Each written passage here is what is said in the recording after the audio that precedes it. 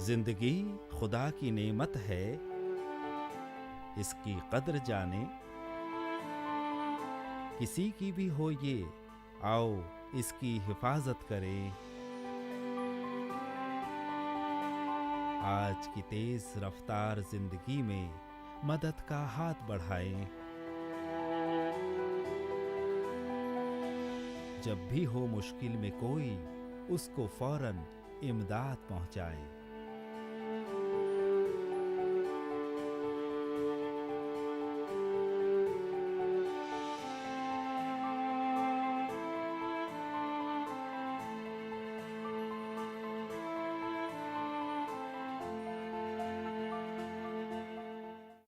नाज़रीन आदाब, मैं हूं समीरा और इस्तकबाल करती हूं आपके अपने शो में जिसका नाम है डॉक्टर की आमद से पहले। नाज़रीन, जैसा कि आप जानते ही हैं कि हमारे प्रोग्राम का मकसद है आपको तमाम वो जानकारी देना जिससे कि अगर खुदा न खास्ता आपकी ज़िंदगी में कोई नागहानी मुसीबत आ जाए तो आप डरे नहीं, घबराएं नहीं, बल्कि डट के उसका सामना करें और अपनी जान बचाएं। और एक बात हम आपसे हमेशा ही कहते हैं और दरख्वास्त भी करते हैं कि आप कभी भी किसी भी शख्स को किसी मुसीबत या परेशानी में देखें तो आप नज़रअंदाज ना करें, क्योंकि हम सब एक दूसरे से जुड़े हुए हैं, एक ही कायनात का हिस्सा हैं। और ये तभी मुमकिन है जब हम छोटी छोटी बातों को अपने जहन में उतार लें। अगर हम ऐसा करें तो बड़ी बड़ी मुसीबतों को टाला जा सकता है। इन्हीं बातों के साथ आगाज़ करते हैं अपने प्रोग्राम का। आज हमारे पास जो मसला है वो है लू लग जाना।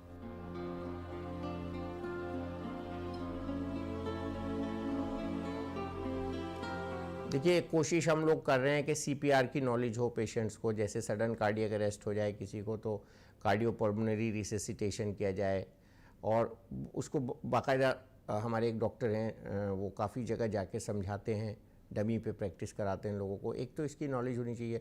दूसरी, कॉमन जो बीमारियां हैं सबसे ज़्यादा जो होता है बाथरूम में गिर जाना, स्ट्रोक हो जाना, हार्ट अटैक हो जाना, और कभी कभी एकदम से निगाह का चला जाना, कभी कभी ये भी होता है। तो ये सब बीमारियां ब्लड प्रेशर से रिलेटेड हैं। तो इसके सबसे एक ही प्रिवेंशन है कि अपना ब्लड प्रेशर नॉर्मल रखें, डॉक्टर को दिखाएं। बीमारी होने से पहले डॉक्टर को दिखाना समझदारी है, और बीमारी होने के बाद डॉक्टर को दिखाना ज़रूरत है या बेवकूफ़ी है। इस बारे में चर्चा करने के लिए हमारे साथ मौजूद है एम्स से आए हुए डॉक्टर आशुतोष। डॉक्टर साहब, आपका हमारे प्रोग्राम में इस्तकबाल है। डॉक्टर साहब, आज हम बात कर रहे हैं हीट स्ट्रोक यानी लू लग जाना। तो क्या होता है ये लू लग जाना? लू लग जाना ये होता है कि जब गर्मी टेम्परेचर जब ज़्यादा हो जाता है समर में, गर्मियों का सीजन में, तो बॉडी का टेम्परेचर बढ़ने का जैसे 102, 103 की 105 के ऊपर भी जा सकता है। तो बॉडी का टेम्परेचर अगर बढ़ता है तो बॉडी में, हमारा शरीर में ब्रेन, हार्ट, किडनी एंड बहुत सारे इम्पोर्टेंट जो ऑर्गन है वो भी डैमेज हो सकता है। तो उसमें टेम्परेचर 104, 105 के ऊपर जब जाता है तो हमें जो सिम्टम्स है, और इसमें लोग बेहोश भी हो सकते हैं और बॉडी का टेम्परेचर बढ़ जाता है, तो हम उसको हीट स्ट्रोक बोल सकते हैं। लू लग जाता है तो उसमें बहुत खतरा भी हो सकता है, जान भी जा सकती है उसमें। तो डॉक्टर साहब, ये तो आपने बताया कि लू लग जाना किसे कहते हैं, तो ये किन लोगों में ये ज़्यादा परेशानी दिखाई देती है? ये बच्चों में है, और ओल्ड एज जो बुजुर्ग है उसमें, उन लोगों में ज़्यादा दिखाई देता है। और मोस्टली जो बाहर धूप में काम करते वर्कर्स, जो ग्रुप हैं वर्कर्स जो एक्सरसाइज करते हैं, और बाद में लेबर ग्रुप जो पीपल है वो धूप में काम करते हैं, ज़्यादा टाइम काम करते हैं, उन लोगों में होता है। और एक है कि जिन जिन लोगों को डायबिटिक है, जो हाई ब्लड प्रेशर है, जो ओबेसिटी, जो मोटापा जो एक है वेट ज़्यादा जिन लोगों में है, हार्ट पेशेंट है, तो इन लोगों में भी ज़्यादा हो सकता है। और जो जिनको थोड़ा सा किडनी का प्रॉब्लम है, उन लोगों में भी ये हो सकता है। जी, तो कहने का मतलब है अगर थोड़ी कमज़ोरी हो, जैसे आपने कहा बच्चों में भी हो सकता है, किडनी की प्रॉब्लम हो या डायबिटिक के, तो ऐसे इन्हीं लोगों में ऐसा दिखाई देता है या फिर किसी को भी ऐसे हो सकता है, या फिर इन लोगों में होने की ज़्यादा जिसको कहते हैं चांसेस रहते हैं? ज़्यादा चांसेस रहता है, जी। किसी को भी हो सकता है जो धूप में अगर बाहर ज़्यादा टाइम हेवी एक्सरसाइज करे और काम करे धूप में, जी। तो इसमें मेनली क्या होता है कि बॉडी में हमारा स्वेट जो पसीना है वो मेनली पसीना थ्रू से हमें बॉडी टेम्परेचर कूलिंग मेंटेन होता है। अगर पसीना धूप में अगर काम कर रहे हैं तो पसीना वो आपका ठीक से नहीं हो, और डिहाइड्रेशन होता है मोस्टली डिहाइड्रेशन थ्रू से ब्लड प्रेशर भी कम हो जाता है, और डिफरेंट इम्पोर्टेंट जो ऑर्गन फंक्शन जो है वो अफेक्ट होता है इसमें। गर्मी या लू लग जाना एक बहुत ही खतरनाक बीमारी है और ये जानलेवा भी हो सकती है। बहुत देर तक शदीद धूप में रहने से या सीलन में रहने से गर्मी लग जाती है, क्योंकि ऐसी हालत में जिस्म अपने आप को कुदरती ठंडा रखने की क़ुव्वत नहीं रखता। अगर जिस्म की हरारत 104 डिग्री सेल्सियस से ऊपर चली जाए तो इसे खतरनाक गर्मी या लू लगने की बीमारी कहा जाता है। जिस हालत में लू का मरीज बेहोश होकर या थकान से गिर जाता है, ऐसे शख्स को देखते ही आसपास वालों को मरीज को साए में ले जाकर उसके कपड़े ढीले कर देने चाहिए और पांव थोड़े ऊंचे करके लिटा देना चाहिए। उसके जिस्म का टेम्परेचर फौरन कम करने के लिए उसके ऊपर एक गीला कपड़ा डाल दें और उस कपड़े को सूखने ना दें। सिर पर भी ठंडा गीला कपड़ा रखें। मरीज को फौरन नमक और चीनी का पानी पिलाएं। फलों और सब्जियों का रस भी बेहद मुफीद है। इस तरह मरीज को होश आ जाएगा। उसे आराम की बेहद जरूरत है। अगर मरीज सही होता ना महसूस हो तो उसे फौरन तिब्बी इमदाद पहुंचाएं।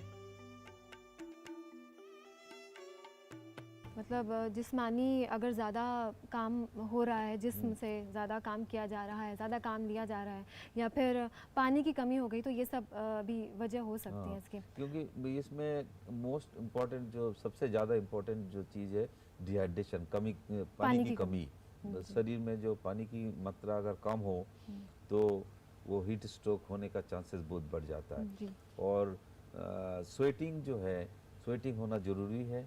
बॉडी अगर स्वेटिंग थ्रू से ही बॉडी टेम्परेचर मेंटेन होता है। जी, मतलब जो जिस्म की गर्मी थोड़ी निकल जाती है पसीने से। जी, तो डॉक्टर साहब इसके अलामात क्या होते हैं? किस तरह से पहचान की जाएगी कि हाँ ये लू लग गई है? फर्स्ट इसमें है कि एक तो है अर्ली स्टेज, और धीरे धीरे ये बढ़ता है और बेहोश भी हो जाता है, और ऑर्गन फेल हो जाता है, हार्ट में अफेक्ट होता है, किडनी अफेक्ट होता है, ब्रेन में अफेक्ट होता है। तो अर्ली साइंस जो हम डेंजर साइन, जो खतरनाक साइन होता है, जो एक तो बिगिनिंग में स्किन जो है, हमारा स्किन रेडनेस हो जाना, स्वेटिंग कम होना और गरम, इसमें हॉटपन जो है वो जो उससे पता चलता है कि बॉडी टेम्परेचर बढ़ गया है। और देन मसल्स क्रम्प हो जाना, वीकनेस होना और कंसंट्रेशन ब्रेक होना, धीरे धीरे कंफ्यूजन स्टेट होना, और इवन आगे कोमा में भी जा सकते हैं। जी, डॉक्टर साहब अगर हम बात करें एक आम आदमी की, मान लीजिए वो बाहर जा रहा है किसी भी काम से और उसे हीट स्ट्रोक हो जाए या लू लग जाए, तो वो खुद इसकी पहचान कैसे कर सकता है? वो कैसे समझेगा कि मुझे लू लग गई है? एक तो पहले तो है कि ये जो समर टाइम, जब गर्मी का मौसम में तो बाहर धूप में तो जाना नहीं चाहिए है। जिन लोगों में ज़्यादा जो रिस्क है अवॉइड करना चाहिए। अगर जाना है तो पानी का बोतल साथ ले जाए। अगर वो सब प्रिकॉशन, बहुत सारे प्रिकॉशन है, अगर वो ना हो तो पहले तो स्वेटिंग जो है वो कम हो जाता है बॉडी से, पसीना जो है वो कम आने लगता है और टेम्परेचर बढ़ने लगता है और वीकनेस लगता है। पल्स रेट वो बढ़ने लगता है, 100 से ऊपर चला जाता है। तो अगर पल्स काउंट करे तो 100 से ऊपर अगर है तो आपको समझ लेना चाहिए कुछ गड़बड़ है। रेस्पिरेशन रेट जो है वो भी बढ़ने लगता है। तो ये रेस्पिरेशन रेट, हार्ट रेट जो पल्स रेट हम जो बोलते हैं, और वीकनेस, उल्टी लगना, ये एक है। उल्टी जो है कभी कभी जो जी जी होता नहीं है, बट उल्टी जो मन में जो जिस टाइप का लगता सेंसेशन है होना लगता लगता है कि उल्टी हो उल्टी जाएगी। हो जाएगा, बेचैनी होना, ये सारा लक्षण है। अगर आप उस टाइम अगर आप ना पहचान पाए तो धीरे धीरे आपको ब्लड प्रेशर भी फॉल हो जाएगा, तो और किडनी भी आपको फिर अफेक्ट कर सकता है, किडनी और पे आप भी असर बेहोश भी हो जाएंगे। तो धीरे धीरे सीरियसनेस, सिवियरिटी बढ़ता है इसका।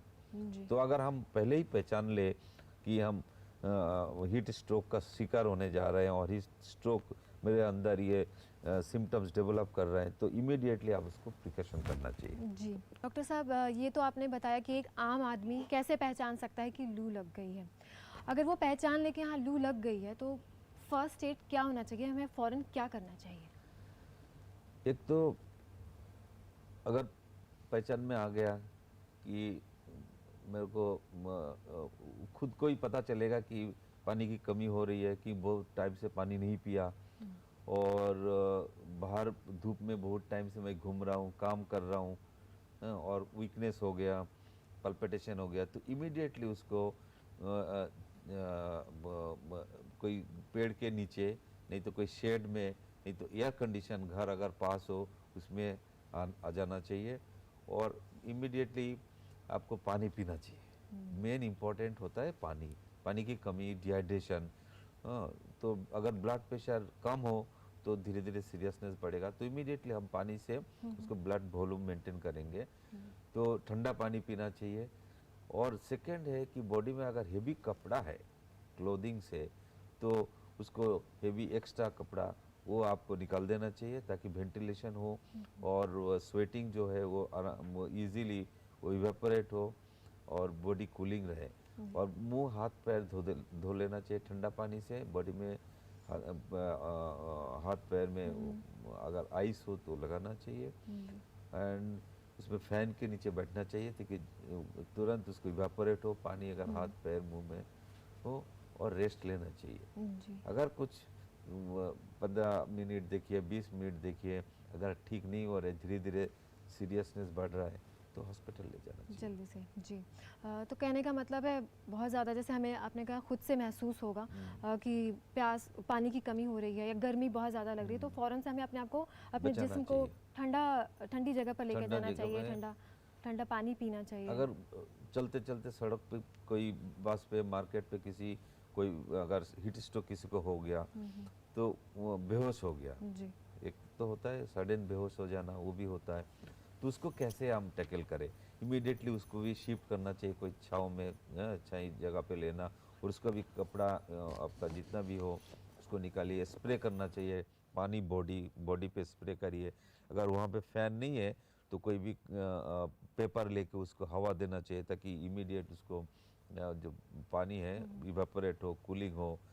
और अगर पी सकता है पानी, इमीडिएटली पानी, ठंडा पानी पिलाना चाहिए, हाथ पैर में पानी स्प्रे करके हवा देना चाहिए। जी। डॉक्टर साहब, मान लीजिए कोई शख्स अकेले बाहर गया है, जैसे आपने कहा बेहोशी भी तारी हो जाती है, और वो हीट स्ट्रोक, लू लग जाने की वजह से बेहोश हो जाता है और बेहोश होने लगता है, तो ऐसे में जो एक आम आदमी है, जो आसपास के लोग हैं, उनकी क्या जिम्मेदारी बनती है? उसमें इम्पोर्टेंट रोल है, क्योंकि हम चलते हैं, चलते चलते कभी कभी जैसे डिहाइड्रेशन जो हो जाता है, पानी आप साथ लेके नहीं चलते मोस्ट ऑफ द टाइम, कभी भी जल्दी में आप चलते हैं और पानी मिलता नहीं है, अगर मिल भी जाता है फिर पैसा दे के खरीदने के लिए 15-20 रुपीज़ आप देंगे, तो भी सोच रहे हैं कि चलो एक घंटा है, 1 घंटे बाद घर पहुंच जाऊंगा, पानी पीऊँगा, बट वो जो 1 घंटा 15 मिनट वो भी बहुत मुश्किल होगा। आपका वो अगर उसी 1 घंटा से पहले आपका कुछ हीट स्ट्रोक हो गया, अगर आपको कोई सिम्टम्स इसमें डेवलप कर रहा है, तो आप 15 मिनट 1 घंटा वो ना देखिए, इमीडिएटली पानी कहीं से भी मिलता है, चाहे आप खरीद के पीजिए, बट कहीं से भी पानी पीना जरूरी है। That is number 1। वो, और उसके बाद आपको रेस्ट लेना चाहिए। अगर बेहोश हो जाता है तो अड़ोस पड़ोस जो भी है उसको हेल्प करना चाहिए। और मोस्ट इम्पोर्टेंट जो अभी मैंने बताया, पानी, बॉडी में पानी स्प्रे करना चाहिए, हवा देना चाहिए, और पल्स रेट चेक करना चाहिए कितना चल रहा है। हार्ट रेट कितना है, अगर टेम्परेचर थर्मोमीटर है और तो मोर इम्पोर्टेंट होता है टेम्परेचर देखना, क्योंकि ये जो बेहोश हो जाते हैं सडन चलते चलते लोग, कोई भी सड़क पे बेहोश हो गया, बस में बेहोश, मार्केट में तो हमें पता नहीं चलता कि ये वजह क्या है इसका बेहोशी का। तो अगर वो थर्मोमीटर से आप चेक कर ले कि इसका टेम्परेचर 104 है, 105 है, तो आप श्योर हो जाते हैं कि ये हीट स्ट्रोक है, क्योंकि बहुत सारे वजह है कि उसका बेहोशी का। तो आप उसी हिसाब से फिर इलाज करेंगे। पानी पिलाना है कि उसको बॉडी में हवा लगाना है, पानी स्प्रे करना है, शेड में ले जाना है कि एसी रूम में जल्दी उसको ट्रांसफ़र करो, हॉस्पिटल ले जाओ। हाँ, तो ये सारे चीज़ डिपेंड करता है। तो प्रॉपर आइडेंटिफिकेशन जरूरी है, बहुत ज़रूरी है, पहचान की जरूरी है। जी। तो जाहिर सी बात है, अगर कोई शख्स इस तरह से बेहोश हो गया है तो आसपास के लोगों की जिम्मेदारी बनती है कि उसकी मदद करे, और अगर सही वक्त पर अगर आसपास के लोग जो देख रहे हैं अगर मदद कर दे तो सच बात है जान बचाई जा सकती है। डॉक्टर साहब, जो लू लग जाता है वैसे आमतौर पर तो बहुत ही इसको हल्के में लिया जाता है कि हाँ लू लग गई है, तो क्या ये आपको लगता है कि कुछ सीरियस बात हो सकती है इसमें, या बहुत ख़तरनाक भी हो सकता है, या कोई ऐसी बात नहीं है इसमें? देखिए, हर साल लू लगने पर बहुत लोगों को जान चली जाती है। ये अभी बहुत न्यूज़ में भी दिखाते हैं, समर वेकेशन जहाँ पे बहुत, जैसे दिल्ली में भी है और राजस्थान में, जहाँ पे वो वहाँ टेम्परेचर बहुत ज़्यादा है। तो ये नहीं कि ये कोई छोटी मोटी चीज़ है, ये बहुत ही ख़तरनाक है यार। इसको आप हम सीरियसली लेना चाहिए, लापरवाही नहीं करना चाहिए। और अगर बाहर आप जा रहे हैं तो इसको डेफिनेटली इसको प्रिकॉशन ले, क्योंकि ये हमें पता है कि ये डिहाइड्रेशन बॉडी का ऊपर आपको कंट्रोल नहीं होता है।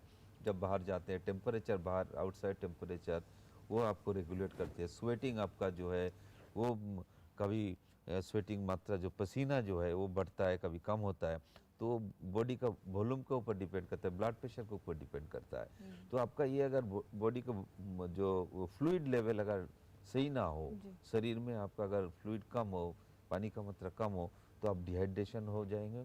और डिहाइड्रेशन समर में मतलब बहुत हीट स्ट्रोक, और एक बार हीट स्ट्रोक होने का बाद आपको ट्रीटमेंट करना बहुत ही मुश्किल, क्योंकि इमीडिएटली आपको जो ऑर्गन डैमेज, किडनी जो है वो बहुत ही डैमेज हो जाता है। हो सकता है कि किडनी फिर दोबारा नॉर्मल ना आ सके, ऐसा है कि परमानेंट डैमेज भी हो सकता है।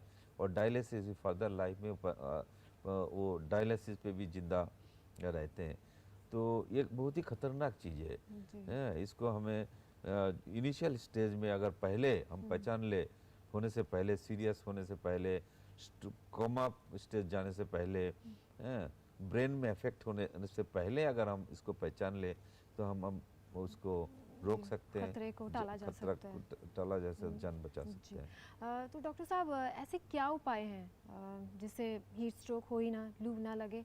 क्या एहतियात बरतनी चाहिए इसमें? तो मोर इम्पोर्टेंट, जब धूप में अगर जाना है, बाहर जाना है, तो आपको पहले डिसाइड करना है कि आपको कितने टाइम तक वो काम है, आपको कब तक आपको बाहर रहना है, और मॉर्निंग में जा रहे हैं, दोपहर को जा रहे हैं, शाम को जा रहे हैं। अगर उसको आप टाल सकते हैं कि ये काम शाम को भी हो सकता है और बहुत सुबह सुबह भी कर सकते हैं, तो यूजुअली उसको आप टाइम मैनेजमेंट करना चाहिए। धूप में बाहर वो ना निकले, और अगर हो सके क्विकली करें। अगर जाना ही है तो आप छतरी जरूर लेके जाए, जो आपको छाई में टेम्परेचर थोड़ा सा कंट्रोल करेगा।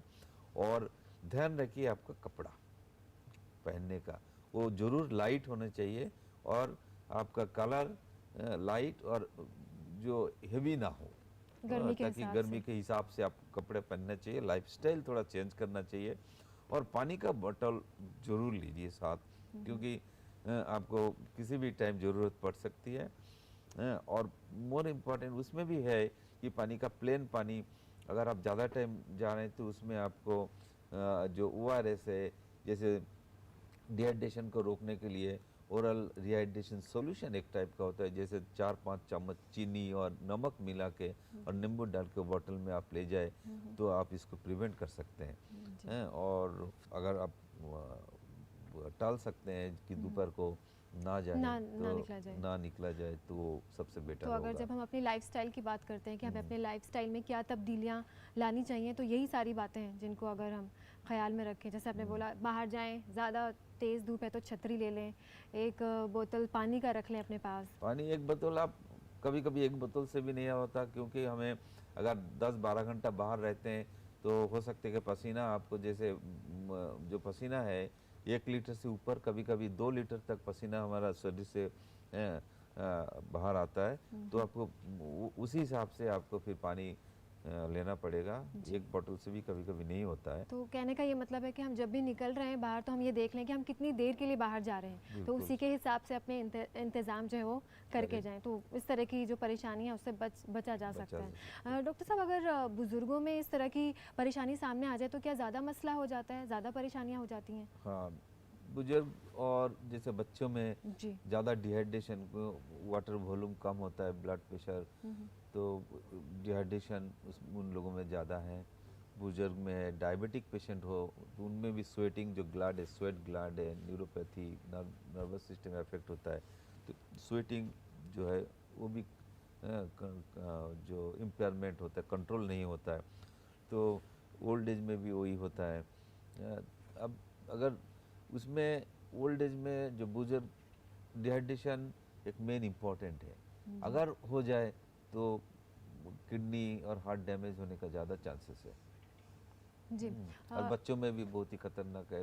अगर हो जाए तो फ्लूइड बैलेंस करना, फ्लूइड इमीडिएट देना, क्योंकि बच्चों में जो ये लक्षण पहचानना बहुत मुश्किल है। बच्चों कभी कभी बोल नहीं सकते हैं, और हम पहचान नहीं पाते, तो सीधा बेहोशी में हम उसको तारी देखते हो हैं जाती है। और फिर मुश्किल हो जाता है जी। बचाना।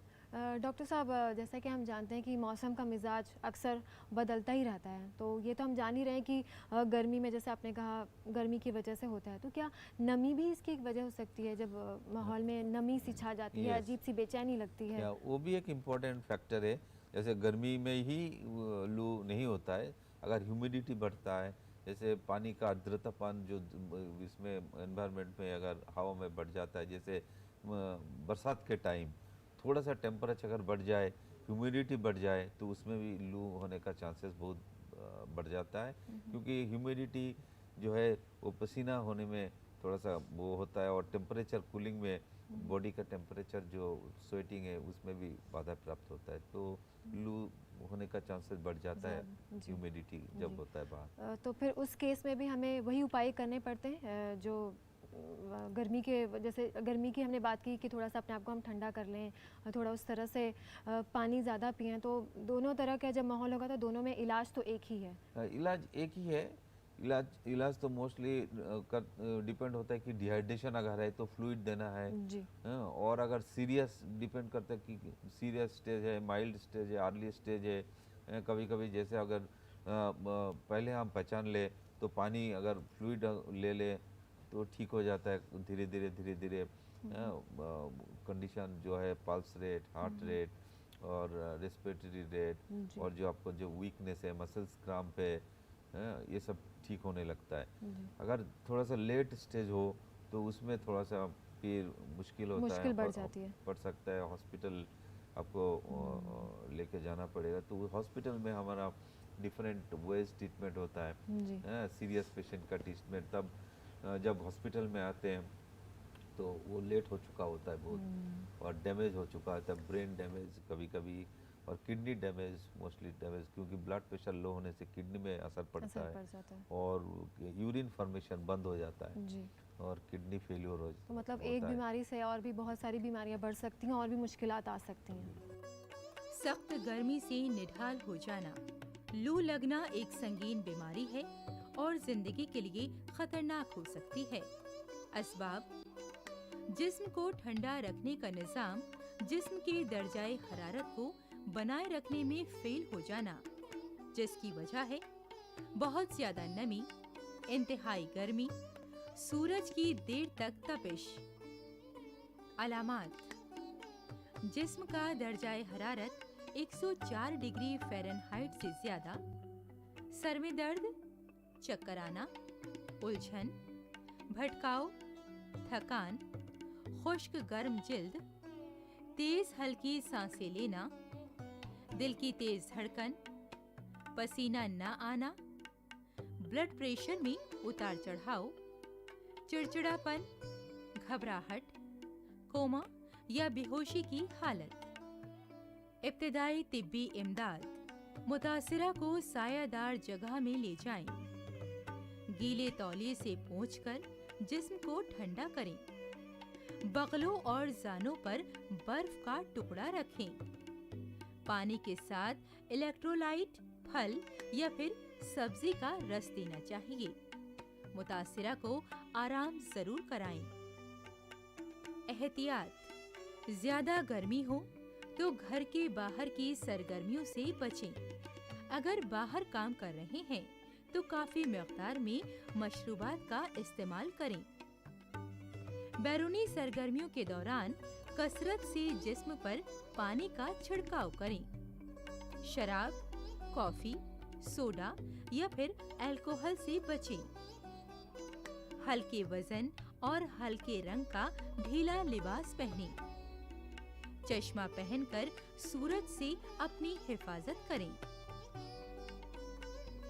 डॉक्टर साहब, आपने हमें लू लग जाए उसमें क्या करना चाहिए और किस तरह से अपनी हिफाजत करनी चाहिए, ये तमाम बातें हमें बताई।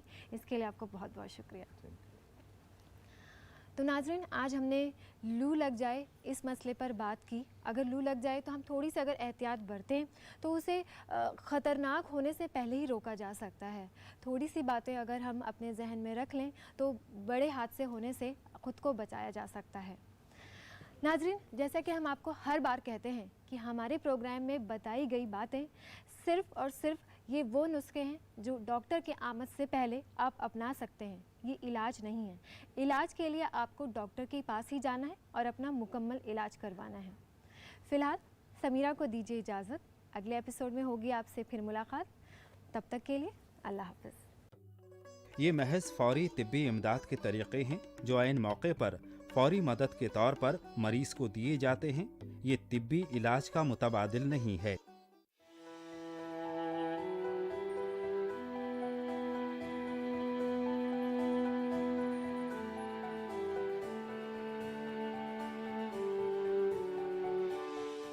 लम्हा लम्हा जिंदगी है एक नियमत, संजोए रखिए ये बेशकीमत दौलत। जिंदगी है खुदा दाद रहमत, पहचानिए इसकी कीमत। ये कायनात है रिश्तों का शीराजा, महफूज रखिए ये सांझा ताना बाना।